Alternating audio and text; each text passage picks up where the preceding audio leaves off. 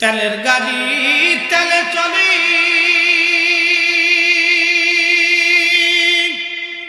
হাওয়ার গাড়ি হাওয়া উড়ে, বিনা তেলে চালায় গাড়ি নবী সুলাইমান। সেই মুসলমান, সেই মুসলমান। নাস্তিকরা বলে যে আল্লাহ দেখি না, সে আল্লাহ মানি না। দেখেন নাস্তিকদের কথা, যে আল্লাহ দেখি না সে আল্লাহ মানি না। নাস্তিকরা জিজ্ঞেস করবেন, নাস্তিক তুমি তোমার নিজেকে দেখছো নি? বলে আমি যদি আমাকে না দেখলাম তাহলে আমার চেহারা, স্বাস্থ্য, সৌন্দর্য কে দেখলো? আসলে বডির মানুষ কি অরিজিনাল না ভিতরের মানুষটা অরিজিনাল? বডিটা পরে থাকবে, ভিতরের অরিজিনাল ফরিদিকে যখন আল্লাহ নিয়ে যাবে, এই কায়াটা পরে থাকবে, হাত থাকবে কিন্তু ক্ষমতা হবে না, চোখ থাকবে কিন্তু আলো থাকবে না, জবান থাকবে ভাষা থাকবে না, পা থাকবে চলার সক্ষমতা থাকবে না। ভিতরের মালিক ভিতরের জনকে যখন নিয়ে চলে যাবে, আল্লাহ বলেন ইয়া আইয়াতুহান নাফসুল মুতমাইন্না তুরজিই ইলা রাব্বিকি রাদিয়াতান মারদিয়া। হে নফসে মুতমাইন্না, প্রশান্ত আত্মা, তুমি আমি আল্লাহকে খুশি করছো, রাজি করছো, সন্তুষ্ট করছো, তুমি আমি আল্লাহর সন্তুষ্টির দিকে ফিরে চলে আসো। আল্লাহ আত্মাটাকে ডাক দিবেন, আত্মা আত্মা আত্মা। আলা ওয়াহিয়াল কালব, সেটা কাল। এই কালটা সূরা হাজর আয়াতের মধ্যে, সেটা বক্ষের ভিতরে থাকে। আবার কিছু পাগল আছে তারা কবে না মাথায় থাকে। কাল কিন্তু মাথায় থাকে না, কাল থাকে বুকে। ওপেন হার্ট সার্জারি কি মাথায় হয় না বুকে হয়? হ্যাঁ, কাল থাকে কোন জায়গায়? জোরে বলেন না, কোন জায়গায় থাকে? এই আত্মা থাকে কোন জায়গায়? বুকে। নবীজির সিনা সাফ হয়েছে কোন জায়গায়? মাথায় না বুকে? তা নবীজির সিনা সাফ হয়েছে বুকে, তাহলে আত্মা থাকে, কাল থাকে বুকে। কিছু পাগল আছে কোনো মাথায় থাকে, তার মানে হেতার মাথায় সমস্যা আছে, পাগলা গাড়িতে ফাটানোর দরকার। দেশে যে কত পাগল হয়েছে আল্লাহ জানে। প্রিয় উপস্থিতি, কাল থেকে বুকে খুবই মনোযোগ দিবেন। আল্লাহু আকবার। আমার নবীজি রাসূল করিম সাল্লাল্লাহু আলাইহি ওয়াসাল্লাম বলছেন, তোমার দেহের মধ্যে একটা গোশতের টুকরা আছে, এটা সুস্থ হলে পুরা বডি সুস্থ, এটা অসুস্থ হলে পুরা বডিটা অসুস্থ। আলা ওয়াহিয়াল কাল, সেটা তোমার অন্তঃকরণ, তোমার হার্ট, তোমার হৃদয়। খুব মনোযোগ দিবেন, কথাগুলি শুনবেন। বন্ধু আমার, আমার রব আমার আল্লাহ বলতেছেন, হে নফসে মুতমাইন্না, তুমি আমার সন্তুষ্টির দিকে চলে আসো। আমার আল্লাহ তাকে নিয়ে চলে যান। বডিটা পরে থাকে, এই বডিটা একটা বাহ্যিক রূপ মাত্র, কিন্তু আসল ফরিদ হিসাবকে আল্লাহ নিয়ে চলে যাবে। যিনি নিয়ে গেলেন তিনি আজরাইল আলাইহিস সালাম, যার কাছে নিয়ে গেলেন তিনি আমার আল্লাহ, যাকে নিয়ে গেলেন তিনি ফরিদি। ফরিদি সাহেবকে নিয়ে যাওয়া হলো, কিন্তু দেখা গেল না কোন দিক দিয়ে চলে গেল। যে নিয়ে গেল তারও দেখা গেল না, যার কাছে নিয়ে গেল তাকেও দেখা গেল না। যেই কালে নিয়ে যাবে সেই কাল আমরা দেখি নাই, কিন্তু চলে গেছে, এটা বাস্তব। যিনি নিয়ে গেলেন তিনিও বাস্তব, যার কাছে নিয়ে গেলেন তিনিও বাস্তব, যে জগতে নিয়ে গেছে সেই জগৎ বাস্তব। তার মানে আল্লাহ বাস্তব, আখিরাতও বাস্তব, আজরাইলও বাস্তব, মৃত্যুটাও বাস্তব, নফস যে নিয়ে চলে গেল অরিজিনাল সেটাও বাস্তব। কি কথা কম না কেন? ঠিক না? নাস্তিকরা মিথ্যাবাদী। কথা কম, খালি মুসলমান ঠিক। যাকে দিয়েছেন তিনিও ঠিক, সত্য, মৃত্যু সত্য। কোটি কোটি মানুষ আল্লাহ নিয়ে চলে গেছে। কি কথা কম ঠিক কিনা? যে কোটি কোটি মানুষ নিয়ে গেল, কে নিল? আজরাইল নিছে, তাহলে আজরাইলও ঠিক। যাকে দিছে সেও সঠিক, যে দিছে আল্লাহ তিনিও সঠিক, যে জগৎ দিছে পরকাল সেটাও সঠিক। এই জন্য আল্লাহর কোরআন বলল, কুল ইন্নাল মাউতাল্লাযী তাফিরুনা মিনহু فإنه ملاقيكم হুজুর আপনি বলে দেন, আপনি বলুন ও নবীজি, মৃত্যু থেকে আমার বান্দারা পালানোর চেষ্টা করে, কিন্তু বলে দেন ফাইন্নাহু মুলাকিকুম, মরণ তার সঙ্গে মোলাকাত করবে, মরণ তার সঙ্গে মোলাকাত করবে, মৃত্যু তার সঙ্গে মোলাকাত করবে। 1450 বছর আগে আল্লাহ বলেন মরণ মোলাকাত করবে, আজ পর্যন্ত কেউ মোলাকাত বিহীন নাই। সব মানুষের সঙ্গে আল্লাহ মোলাকাত করেছেন, এখন আমাদের সঙ্গে মোলাকাত করবে।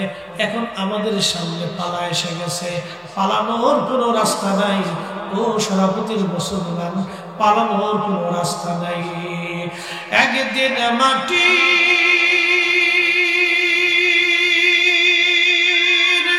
ভিতরে হবে ঘরে, মোনামা কেন বান্ধ দালান, মোনামার কেন বান্ধ দালান। তাহলে যাকে নিয়ে গেল তিনি ফরিদি, যে নিয়ে যাবে তিনি আজরাইল, যার কাছে নিয়ে যাবে তিনি রব। আল্লাহ বলেন সুম্মা তুরাদ্দুনা ইলা আলিমিল গায়বি ওয়াশ শাহাদাত, তুমি এমন একজন মালিকের কাছে ফিরে যাবা যে মালিক তোমার উপরে গোপনে সব জানে। এই জন্য মানুষ মরে যাওয়ার পরে আমরা একটা শব্দ উচ্চারণ করি, ইন্না লিল্লাহ।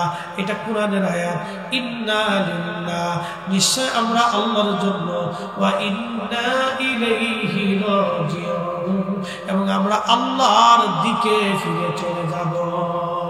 কি কথা কম গেল, ঠিক না? ফিরে যাব কার কাছে? নিয়ে যাবে কে? আজরাইলে।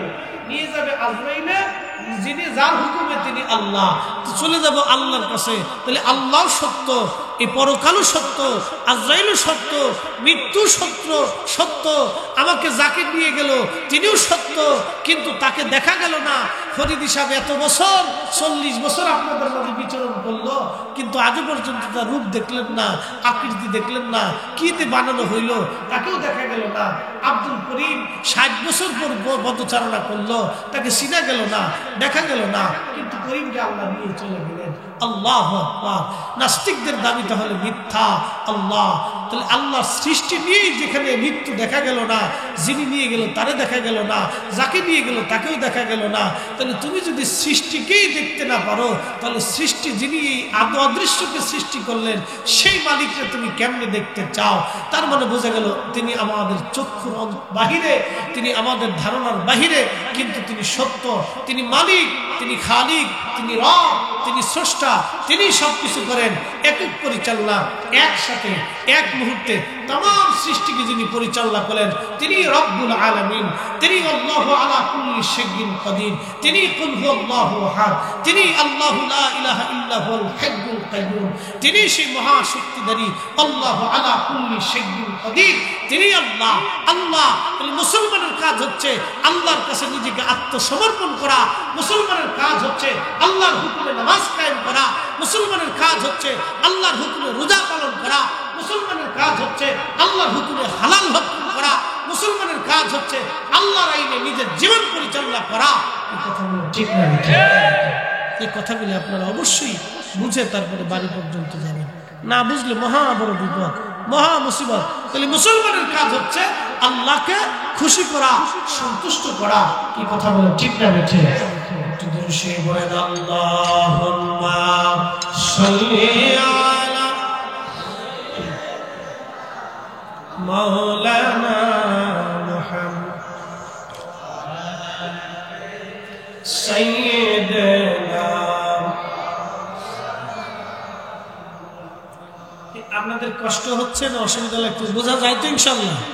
আচ্ছা, আমি আবার বেশি দীর্ঘায়িত করবো না, মূল আলোচনাটা একটু থিম চিন্তা করে যান। এই যুবকটা মুস্তাজাবাতুদ দাওয়া হয়ে গেল, তার দোয়াটা কবুল হয়ে গেল। এই বাদশা তার ধরে নিয়ে বলতেছে, যুবক ভালো, তুমি ওই বিদ্যা কোথার থেকে শিখছো? বলে অমুক পাদ্রী থেকে শিখছি। তো বাদশা পাদ্রীরে ধরে নিয়ে আসছে। পাদ্রীটাকে ধরে আনার পরে বাচ্চা এবার ওই পাদ্রীর মাথার উপরে করাত ধরছে। সৈন্যদেরকে বললেন তার মাথার উপরে করাত ধরো। করাত ধরে বলতেছে পাদ্রী রে, তোর মাথার থেকে পা পর্যন্ত ফেলে ফেলবো, মেরে ফেলবো, কিন্তু আগে বল এই ধর্ম কি তুই ছাড়বি, আমাকে খোদা মানবি? পাদ্রী ডাকতে বলল, বাচ্চা রে, যে ঈমান আমি তোর কলবের মধ্যে ধারণ করেছি তুমি হাজার চেষ্টা করলো, যে ঈমান আমি কলবের মধ্যে ধারণ করছি তুমি হাজার চেষ্টা করলো, এই কল থেকে আমার ঈমান সরাইতে পারবা না। চিৎকার করে জোরে বলেন আল্লাহু আকবার।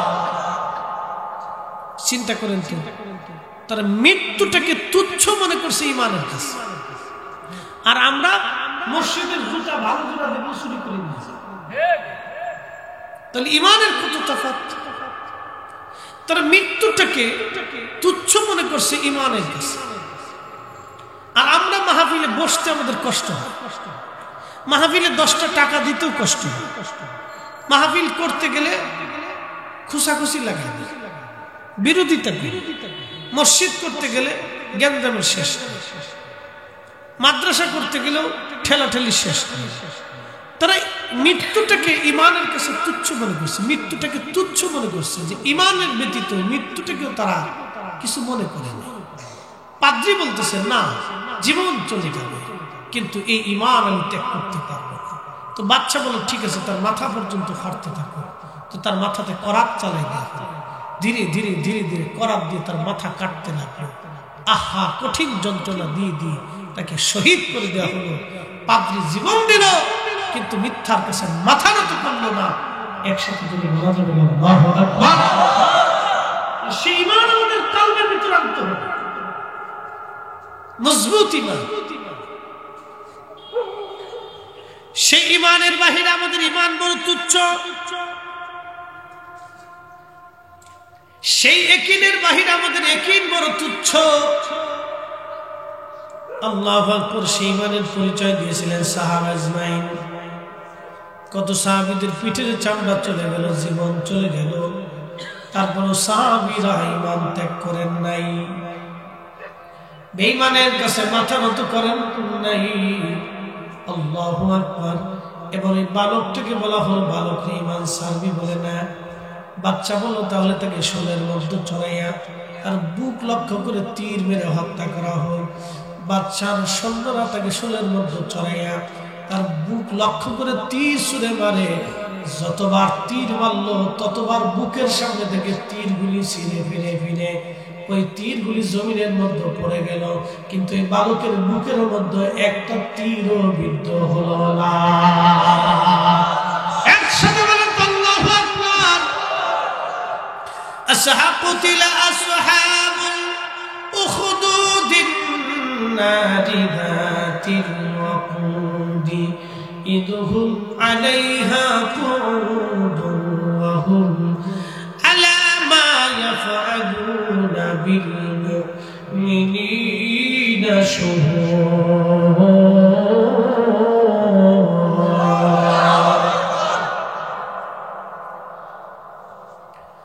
আল্লাহু আকবার।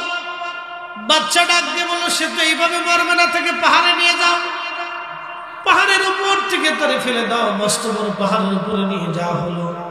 ইয়ামান দেশের সবচেয়ে বড় পাহাড়।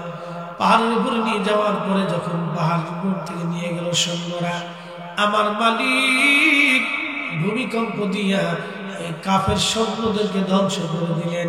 কিন্তু এই যুবকটা হেঁটে হেঁটে রাজদরবারে আবার আসছে। বাচ্চা জিজ্ঞেস করলো, এরে বালক, তুমি কি করে ফিরে আসছো? বালক ডাকতে বলেন, আমার মালিক আমার রব আমারে বাঁচাইছে। বলেন, বাঁচানোর মালিককে। হায়াত যত সময় পর্যন্ত আছে আপনার তত সময় কোনো মৃত্যু নাই, কিন্তু হায়াত শেষ হয়ে গেলে 1 সেকেন্ড থাকার আর অধিকার নাই। ও তোর পিছে পিছে ঘুরছে সব, কোন দিন জানি তোর হয় সবল জারি। দেখ না মন ঝাঁক মারি, দুনিয়া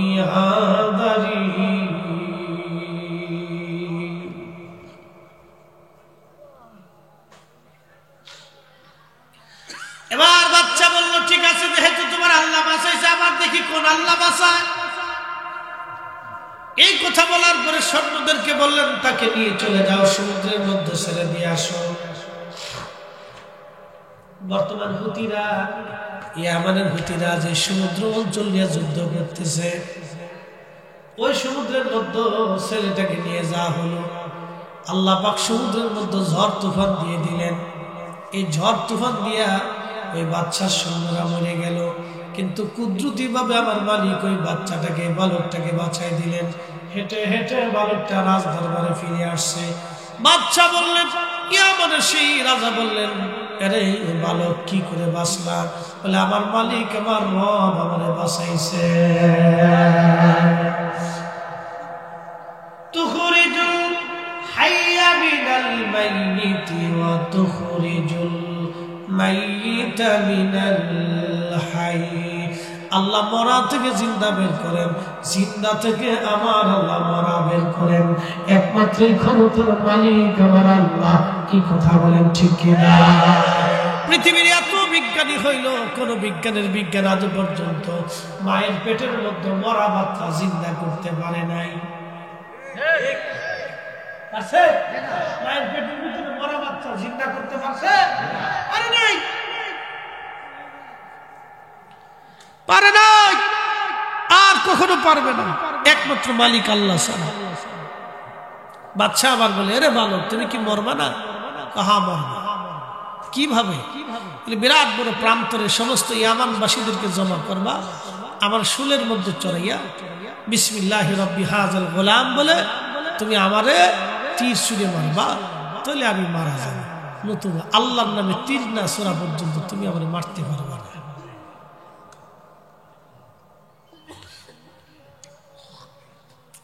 বাচ্চা বলে, ঠিক আছে, আমি তাই করতেছি। সারা ইয়ামানে সমস্ত মানুষ একটা প্রান্তরে জমা করছে, লক্ষ লক্ষ মানুষ। এরকম শুলের মধ্যে সরাইয়া বাচ্চা নিজে ওই দোয়াটা পড়ে তীর ছুঁড়ে মারছে ছেলের বুক মাথা লক্ষ্য করে। মারার সাথে সাথে ছেলেটা শহীদ হয়ে গেল। কিন্তু ওই যে লক্ষ লক্ষ মানুষ দেখলো যে আল্লাহর নামে তীর ছুঁড়ে মারছে, তারপরে এই বালকটা মরল, তার আগে তারা মারতে পারলো না, তাহলে ওই আল্লাহ সত্য। একসাথে বলেন আল্লাহু আকবার। তখনই আমার দেশের হাজার হাজার লক্ষ লক্ষ মানুষ বলতেছে, না, আমরা এই বালকের রবের উপরে ঈমান আনবো। আরেকটু জোরে, আরো জোরে।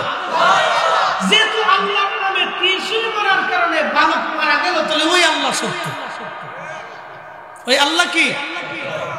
হাজার হাজার ইয়ামানবাসী সঙ্গে সঙ্গে কালেমা পড়ে মুসলমান হয়ে গেলেন। বাদশা এবার বললেন, হায় হায়, কিসে? আর আমি মাহফিল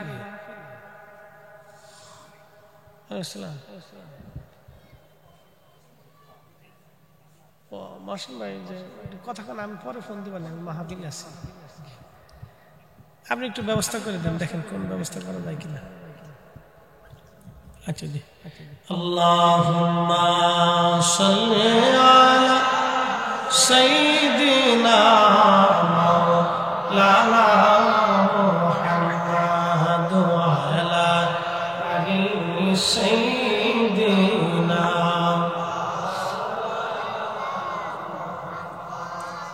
এবার হাজার হাজার লক্ষ লক্ষ মানুষ কালেমা পড়ে মুসলমান হয়ে গেল। বাচ্চা বলল, হায় হায়, মারতে চাইলাম একটা, কালেমা পড়লো হাজার হাজার। এই জন্য ওরা যতই নাস্তিকরা আমাদের দেশে চেষ্টা করুক, আমার দেশে অপসংস্কৃতি ঢুকানোর জন্য, মুসলমান এমন একটা জাত, মরে যাবে একটা, জন্ম দিবে হাজার হাজারটা। একটা ফরিদি মারা গেল, লক্ষ ফরিদির জন্ম হবে। কথা বলেন ঠিক না? দেখে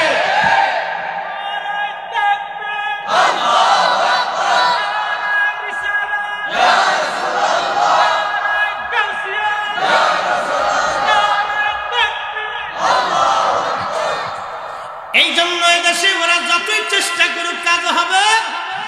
কথা বলেন, কাজ হবে না। তার বাস্তব প্রমাণ ফিলিস্তিনের হামাসের যোদ্ধাদেরকে যদি দেখেন, তাহলে আপনারা বুঝবেন ওরা মিথ্যার কাছে মাথা নত করার জাতি না। কি কথা বলেন ঠিক না? কিয়ামত পর্যন্ত যদি লড়াই হয়, তারপর ওই বাইতুল আকসাকে কেন্দ্র করে যারা জিহাদ করবে তাদেরকে পরাজিত করতে পারবে না। বন্ধুগণ আমার, এবার বাদশা বলল ঠিক আছে, তাহলে কোনায় কোনায় কোনায় কোনায় মরে মরে আগুন জ্বালাও। বড় বড় পরীক্ষা খনন করে, গর্ত খনন করে ওর ভিতরে লাকড়ি টাকড়ি তেল টেল দিয়ে আগুন জ্বালানো হলো। যারা কালেমা রাখবে তাদেরকে আগুনে ফেলে দাও, আর যারা আমি বাদশাকে খোদা মানবে তাদেরকে ছেড়ে দাও। এইভাবে তারা ইয়ামান দেশের একজন না দুইজন না, আল্লাহু আকবার, তারা 20,000 মানুষকে আগুনের মধ্যে পুরায় মারলো। ওই 20,000 মানুষ জীবন দিয়ে দিল, কিন্তু মিথ্যার কাছে মাথা নত করে না। চিৎকার করে বলেন আল্লাহু আকবার। আল্লাহ নবী বলেন, উম্মতরা রে, একটা মা তার বাচ্চা সহ তাকে জোর করে ধরে নিয়ে আগুনের মধ্যে ফেলে দিতে চায়, কিন্তু মা বাচ্চার মায়ায় যেতে চায় না। বারবার মা ইতস্ততা করতেছিল। কাফের সৈন্যরা তাকে আগুনের দিকে টানে, আর ওই মহিলাটা নিজেকে আগুন থেকে ফেরানোর চেষ্টা করে বাচ্চা কোলে নিয়ে। আল্লাহ নবী বলেন, ঠিক এমন সময় ওই বাচ্চার জবান খুলে গেল।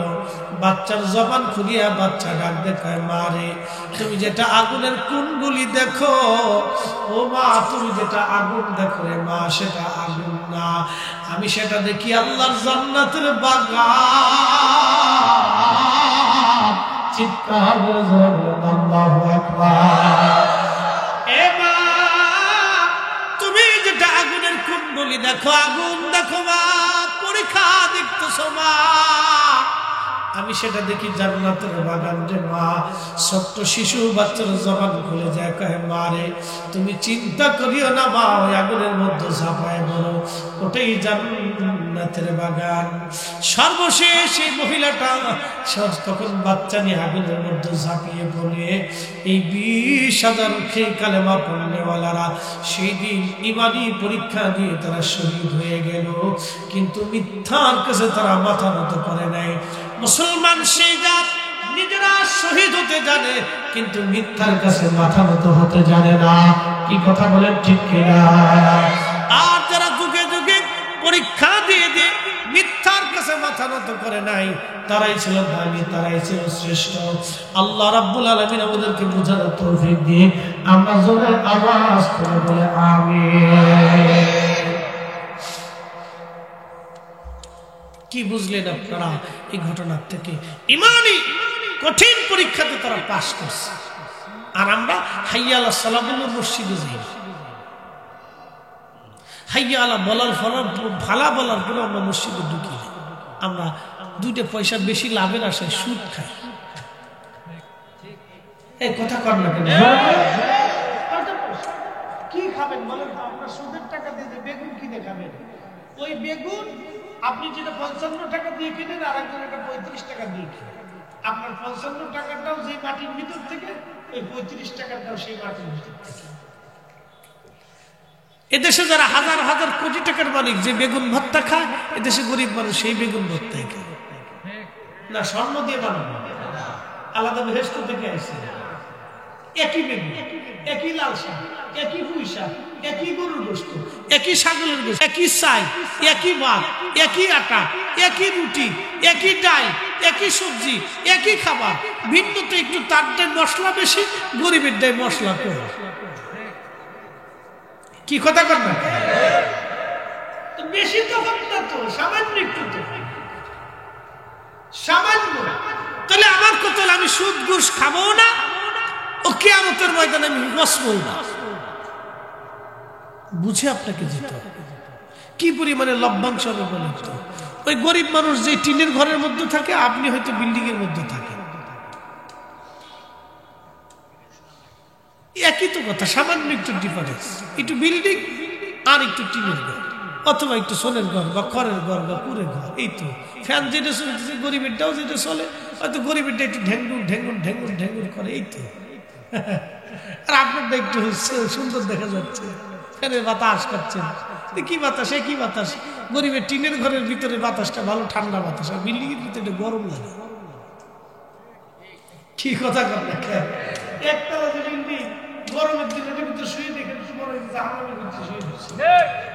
এই কি কথা বলেন? ওর সাথে সোনার ঘরের নিচে আগে যে ঘুমাইছি এটাই ভালো আছি।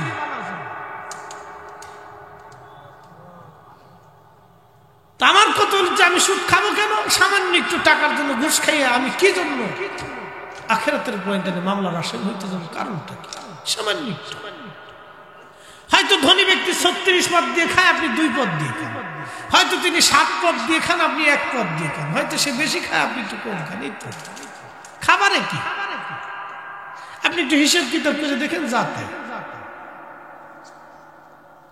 ঘুরে ফিরে সামান্য এই 15 আর 20 15 আর 20 15 আর 20, কিন্তু মাঝখান থেকে সে কি করলো? হারাম খাই। হারাম খেয়ে কি করলো? আখিরাতকে বরবাদ করে দিল। সামান্য 5-এর জন্য, মাত্র 5। আপনি পরিসংখ্যান করে হিসাব করে দেখেন, মাত্র 5। মাত্র 5-এর জন্য সে আখিরাতকে বরবাদ করেছে। আর এই মাত্র 5-এর জন্য ঈমানদার আখিরাতকে মঙ্গলময় করেছে। আবাদুন আবাদা, চিরদিন এক জীবনের জন্য। কি কথা বলেন, ঠিক কি না? আমরা যারা মাহফিলে বসে রয়েছি, আমরা যারা আছি, এটা আখিরাতের জন্য, চিরদিন এক জীবনের জন্য আমরা মাহফিলে বসে রয়েছি। কোটিপতিরা, বড় বড় ইন্ডাস্ট্রির মালিকরা মাহফিলে বসে, তারা মাহফিলে আসে না, তাদের এত সময় হাতে নেই। কিন্তু মরে গেলে আর কোন টাইম। এই যে বড় বড় ইন্ডাস্ট্রির মালিকরা, কোটি কোটি টাকার মালিক, কত ব্যস্ততা। কিন্তু বলেন তো, সে যখন মারা যাবে তার ইন্ডাস্ট্রি চলবে না? কথা কার নাকি চলবে না? আপনার এই যে দেখা যায় অনেক বড় দোকান, দেখেন বিরাট বড় দোকান বাজারের, এই বড়ুরা বাজারের অনেক বড়, সবচেয়ে বড় দোকান, যার খুব ব্যস্ত, পুরে ব্যস্ত। এই মাল সেই মাল, এই ফোন সেই ফোন, এইটা সেইটা, এই সেই তাল বাহানা, সেই পেশাব করার টাইম পায়। ঠিক কিনা? এই পেশাব করার টাইম নেই। চা খাচ্ছে তাও ফোনে ফোনে, এই খাচ্ছে জীবনে সুখ নেই। পেশাব করার টাইম নেই। নিজের স্ত্রীর সময় দিবে, সেই সময়টাই নাই। নিজের বাচ্চাদেরকে সময় দিয়ে সময় নেই। এই ব্যস্ত সেই ব্যস্ত, এই সেই নানান কিচ্ছে কেনি, ফোন টোন, এই সেই। কিন্তু সে যদি আজকে মরে যায়, কালকে ওনার ব্যবসা কে দেখবে? বলেন, এটাই বুঝতে। আজকে মারা যাওয়ার সাথে সাথে তার ব্যবসা কিন্তু ঠিক চলবে, দোকানও চলবে, কিন্তু তার এই ব্যস্ততা, সে নামাজ বাদ দিচ্ছে, রোজা বাদ দিয়েছে, জিকির বাদ দিয়েছে, কিন্তু সে আর 1000 বছর কাঁদলেও এই জীবন আর ফিরে পাবে না। কথা বল না, ঠিক কি না? সে 1000 বছর কাঁদলেও এই জীবন আর ফিরে পাবে না। আমাদের কি এতটুকু বুঝতে হবে? দুনিয়ার ব্যস্ততা যত কাটান, দম ফুরাই গেলে আর কোনো ব্যস্ততা নাই, আখিরাত বরবাদ। এই জন্য দুনিয়ার থেকে আমাদেরকে আখিরাতের সামানা নিয়ে যাওয়া লাগবে অবশ্যই। 1 নম্বর বিশুদ্ধ ঈমান, আহলে সুন্নাত ওয়াল জামাত। 2 নম্বর হচ্ছে বিশুদ্ধ আমল। 2টা জিনিস আপনাকে নিতেই হবে। সারা কবরে গেলে মহাবিপদ, মহাবিপদ, মহাবিপদ। আপনার জমি জমা সব চলবে, আপনার সন্তানদের বাজার সদাই করবে যে রোজা আসতেছে। অনেক ভাইরা বলবে, হুজুর আমি যদি কাজ না করি তাহলে আমার বাচ্চা কাচ্চার পেট কেমনে চলবে? আপনাকে জিজ্ঞেস করি, আপনি যদি আজকে মরে যান, কালকে থেকে আপনার বাচ্চাদের পেট কে চালাবে? জোরে বলেন, জোরে জোরে জোরে। কে চালাবে? তাহলে আপনি থাকলেও আল্লাহ চালায়, আপনি না থাকলেও। তাহলে মাঝখান থেকে আপনি রোজা ছেড়ে দিয়ে কার লাভ করছেন? শয়তানের লাভ করছেন, নিজের ক্ষতি করছেন। কথা কোন ঠিক কিনা? তাহলে আমরা আমাদের সন্তান জন্য, আমি যাবে এগুলোর জন্য আমরা নামাজ ছাড়বো না, রোজা ছাড়বো না, আল্লাহ জিকির ছাড়বো না, মিলাদ মাহফিল ছাড়বো না, দোয়া দুরূদ ছাড়বো না, আল্লাহর ইবাদত ছাড়বো না। এক কথায় শেষ। কথা কোন ঠিক কিনা? এগুলো ছাড়া যাবে না। এগুলো বুকামি, বুকামি, বুকার সর্বনাশ বাবাজি, বুকার সর্বনাশ। এই জন্য আপনাদেরকে বলবো, আপনারা এই ভুলটা করবেন না। এই ভুলটা আমাদের জন্য বোকামি। তো সেই জন্য আপনারা এই ভুল যাতে না করি। মাহে রমজান আসতেছে, এটা হক।